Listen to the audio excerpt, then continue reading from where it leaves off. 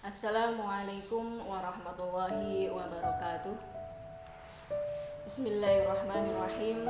Alhamdulillahilladzi an'ama alaina bi ni'matil imani wal islam. Wassalatu wassalamu ala khairil anam sayyidina wa habibina wa syafi'ina wa qurrati a'yunina sayyidina Muhammadin sallallahu alaihi wasallam wa alihi wa azwajihi wa auladihi wa ashabil kiram, amma ba'du. Yang kami hormati Ibu Kepala SMK Ma'arif NU 1 Cilongok beserta jajaran pimpinannya. Yang kami hormati segenap rekan guru dan karyawan SMK Ma'arif NU 1 Cilongok.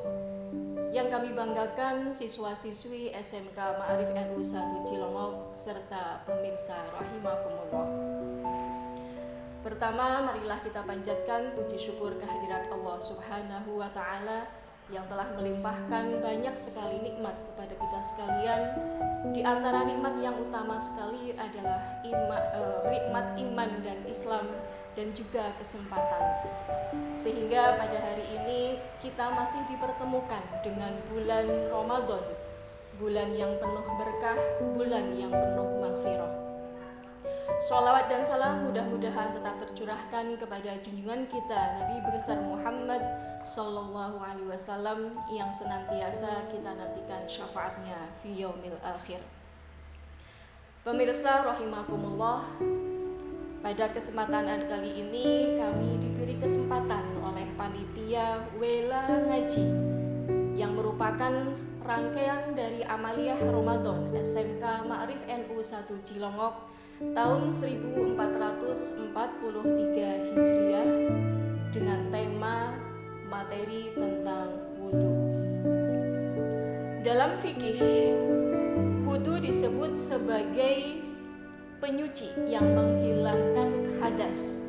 Tentunya ini berbeda dengan tayamum, di mana kalau tayamum ini adalah hanya sebatas diperbolehkannya untuk melaksanakan ibadah sholat.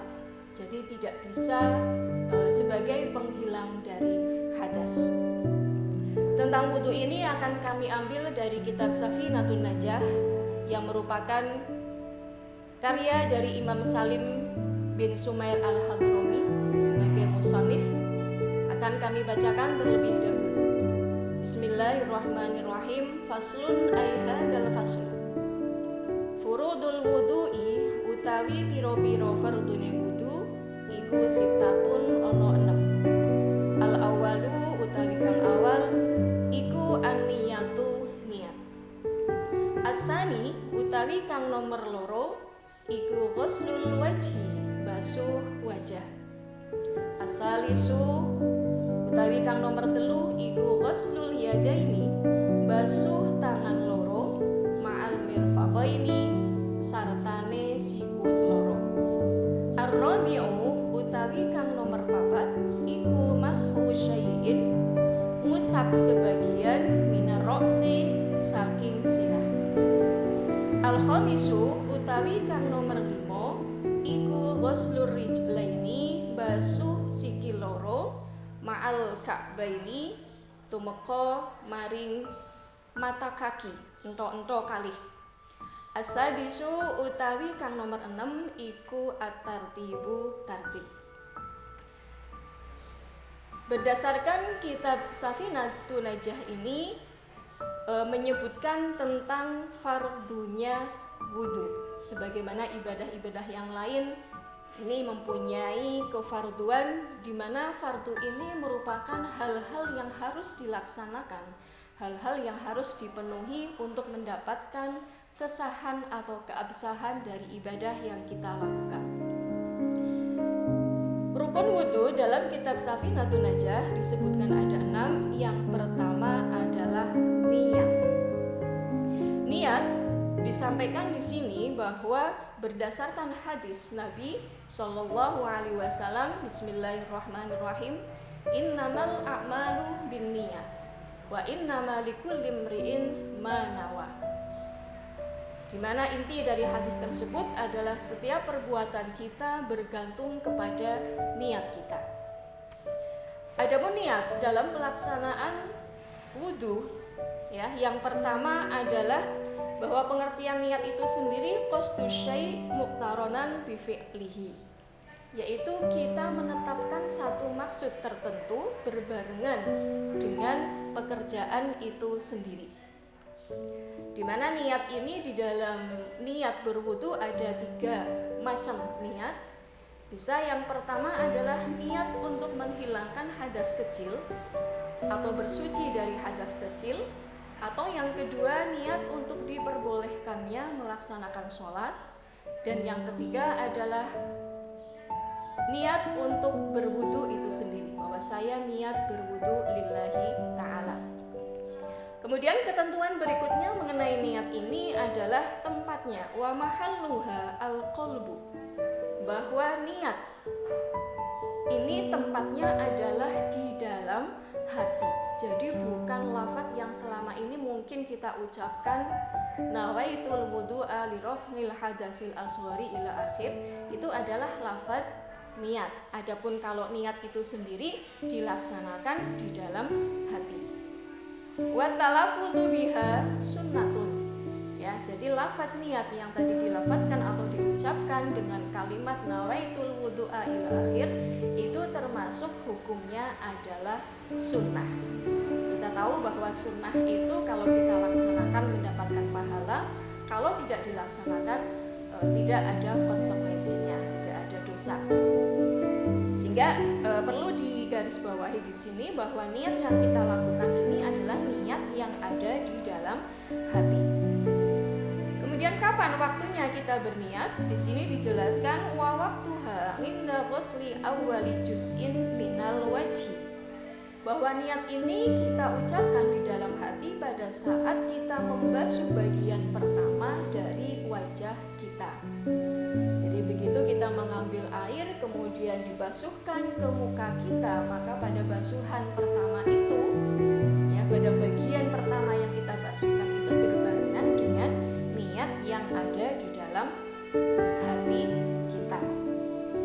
Itu ketentuan tentang niat, sehingga perlu kita garis bawahi bahwa ketika seseorang melaksanakan wudu, dia hanya nawaitul wudu'a diucapkan di dalam lisan, tetapi ketika membasuh wajah tidak diikuti dengan niat di dalam hati, maka itu belum termasuk memenuhi syarat niat, ya, sebagai salah satu rukun wudu.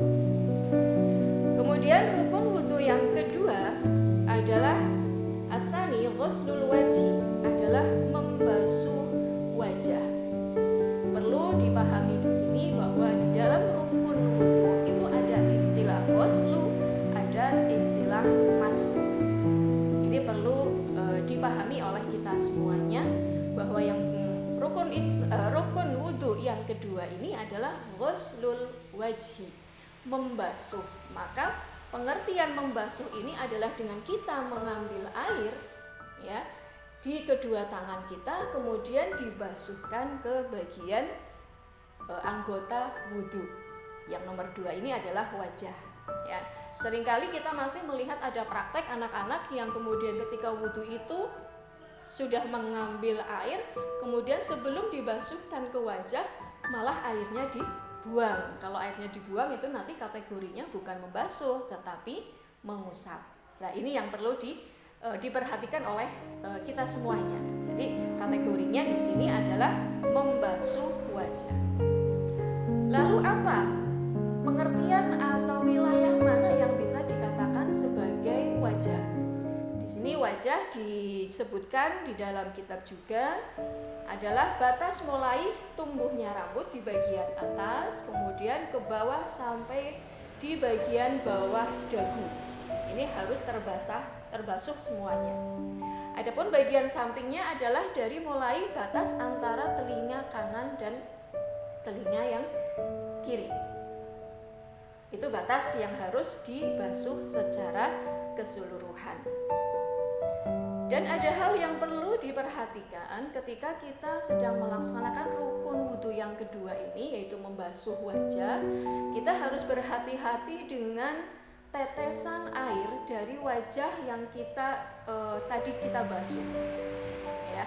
Jangan sampai tetesan air dari wajah ini kemudian menetes dan kemudian nanti dipakai atau menetes di atas tangan kita, ya, yang kemudian air itu akan dipakai untuk bersuci atau melanjutkan wudhu itu sendiri. Kenapa? Karena itu nanti termasuknya adalah air mustakmal. Pada pertemuan sebelumnya sudah dibahas mengenai macam-macam dan pembagian dari air. Nah, ini air mustakmal itu tidak bisa digunakan untuk bersuci. Kemudian rukun wudhu yang ketiga, asalisu ghuslul yadaini ma'al mirfaqaini. Yang ketiga adalah membasuh dua tangan sampai dengan dua sikut, atau daerah-daerah wilayah yang bisa dikatakan sikut, gitu ya. Jadi sikut ini, dua sikut ini harus ikut terbasuh. Ada hal yang perlu diperhatikan oleh kita semuanya. Seringkali, makanya di sini seringkali saya rewel dengan anak-anak yang saya lihat kadang-kadang menggunakan pewarna kuku, kutek dengan berbagai macam warna, ya. Sekarang sudah tren seperti itu, bukan hanya merah tapi ada juga hitam dan sebagainya. Itu hati-hati. Kita harus mengenali pewarna kuku yang kita pakai. Kalau modelnya adalah seperti cat, gitu ya, artinya menempel di atas kuku, itu nanti bisa menjadi penghalang sampainya air ke bagian anggota yang harus terbasuh, yaitu tangan. Karena batasan tangan itu adalah dari mulai ujung jari sampai dengan dua sikut, sehingga daerah kuku itu termasuk bagian yang harus terbasuh.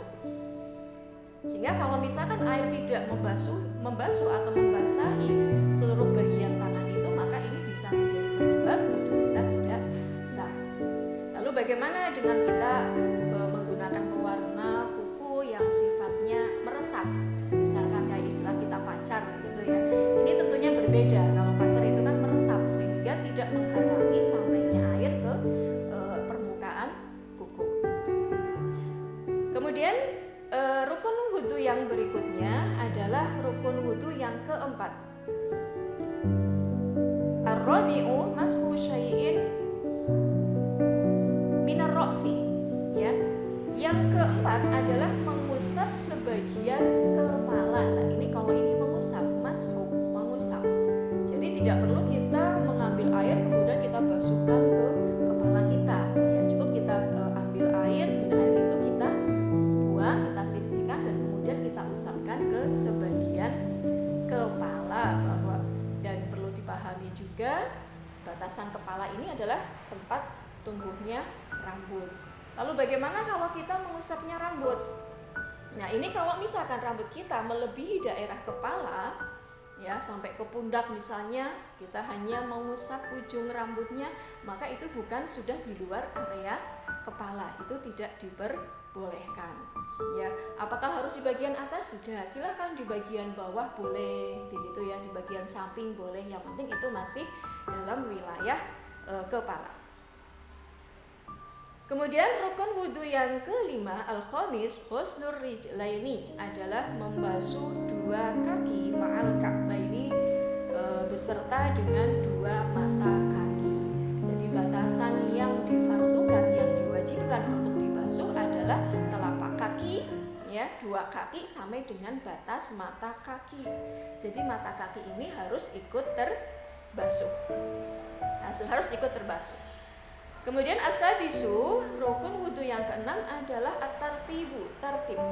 Pengertian tertib di sini adalah berurutan, ya, berurutan dari mulai penyebutan yang pertama, membasuh wajah, membasuh kedua tangan, mengusap sebagian kepala dan juga kaki. Ini harus dilaksanakan secara tertib. Tidak boleh semaunya, saya mau kakinya dulu atau misalkan tangannya dulu dan sebagainya. Ya, ini harus dipenuhi semua rukun wudhu supaya wudhu kita mendapatkan sah, begitu ya. Wudhu kita menjadi sah. Karena tadi saya sampaikan kalau wudhu kita tidak sah, ya, karena tidak memenuhi rukun wudhu ini, maka akan berimbas juga pada ibadah-ibadah yang lain. Ibadah sholat kita jadi tidak sah dan sebagainya.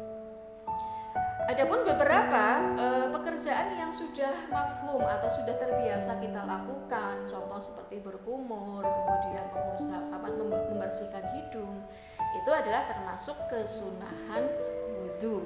Ya, ada beberapa kesunahan wudhu di mana sudah paham ya bahwa sunnah itu lebih baik dikerjakan. Kalau tidak dikerjakan tidak apa-apa, tidak menghilangkan kesahan dari wudhu itu sendiri. Di antara kesunahan wudhu itu sendiri ada beberapa disebutkan di kitab ini. Di antaranya yang pertama adalah at-tasmiyah, ya, yaitu dengan mengawali bacaan Bismillahirrahmanirrahim, kemudian siwak atau menggosok gigi, dan juga ghuslul yadaini qabla idkhalihima, membasuh dua telapak tangan, ya, yang biasanya kita dalam prakteknya diikuti dengan nawaitul wudu'a. Itu sebenarnya adalah ketika membasuh tangan itu hukumnya adalah sunnah, ya, bukan termasuk yang rukun. Kemudian wal madmadatu di sini adalah artinya berkumur, ya. Berkumur, kemudian al istinsyaq yaitu dengan, kalau bahasa Jawanya itu nyesep air, ya, menghirup air. Kalau kita prakteknya hanya sebatas membersihkan hidung. Kemudian yang termasuk sunnah lagi adalah mashu jami'ir ra'si. Ya, tadi kalau yang termasuk rukun itu kan hanya mengusap sebagian kepala. Lalu bagaimana kalau kita mengusapnya seluruh bagian kepala? Maka yang ini termasuk adalah kesunahan. Jadi bukan termasuk rukun, tidak wajib diusap seluruh kepala. Kemudian wa mashu jami'il udhunaini. Nah, ini mengusap dua telinga itu juga termasuk kesunahan dari wudu. Dan berikutnya adalah atayamun. Artinya apa? Memulai basuhan ini dengan anggota yang kanan, ya. Jadi kita ketika membasuh tangan disunahkan kita membasuh tangan bagian kanan terlebih dahulu, ya. Kemudian wadalku ini adalah menggosok. Jadi bukan hanya kita membasuh saja, tapi juga kita ikuti dengan menggosok, ya, supaya bersih. Dan kemudian juga termasuk kesunahan wudu adalah at-taslis, yaitu meninggalkan basuhan. Sehingga pertanyaannya, bagaimana kalau kita membasuhnya hanya satu kali? Boleh, ya. Yang penting basuhannya sudah dilaksanakan secara sempurna. Adapun ketika kita membasuhnya 3 kali, berarti kita akan mendapatkan pahala dari kesunahan itu sendiri. Dan kesunahan yang terakhir adalah dengan membaca doa setelah berwudu, ya, sudah mafhum, ya, doa setelah berwudu. Itulah diantara kesunahan wudu, sehingga dari sini kita tahu dan bisa membedakan mana yang termasuk rukun wudu dan mana yang termasuk sunnah dari wudu itu sendiri. Ya, yang rukun ini jangan sampai ada yang tertinggal. Karena apa? Karena kalau ada yang tertinggal atau tidak dilaksanakan secara sempurna, ini bisa mempengaruhi sah atau tidaknya wudu kita. Kalau wudunya tidak sah, maka juga imbasnya kepada pelaksanaan ibadah sholat kita. Ya, adapun tadi yang kesunahan itu adalah sebatas anjuran. Meskipun demikian, tapi sebaiknya ya kita melakukan hal-hal yang sudah biasa kita lakukan. Jangan sampai kita setelah tahu, oh ini ternyata sunnah, nggak harus, udahlah saya nggak usah melakukan, ya jangan seperti itu, ya. Karena akan ada nilai ibadah ketika kita melaksanakan kesunahan wudu itu. Demikian materi dari saya akhiri. Wallahu a'lam bishawab. Wassalamualaikum warahmatullahi wabarakatuh.